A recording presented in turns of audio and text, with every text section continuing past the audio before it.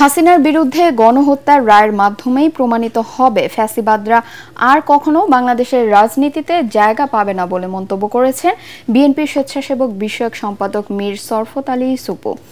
মুন্সিগঞ্জের সিরাজদি খান উপজেলার মধুপুর মাদ্রাসায় খতমে নবুয়ত সংরক্ষণ কমিটি বাংলাদেশের আমির পীর সাহেব আব্দুল হামিদের সাথে সাক্ষাৎ শেষে তিনি একথা বলেন। আওয়ামী লীগ সবসময় আগুন সন্ত্রাসের রাজনীতি করেছে দাবি করে সুপু বলেন, এতে কোনো লাভ হবে না। শেখ হাসিনার বিচার এই বাংলাদেশের মাটিতেই হবে। বিএনপি কখনো আগুন সন্ত্রাসে বিশ্বাসী না, কোনো ভাঙচুরি বিশ্বাসী না।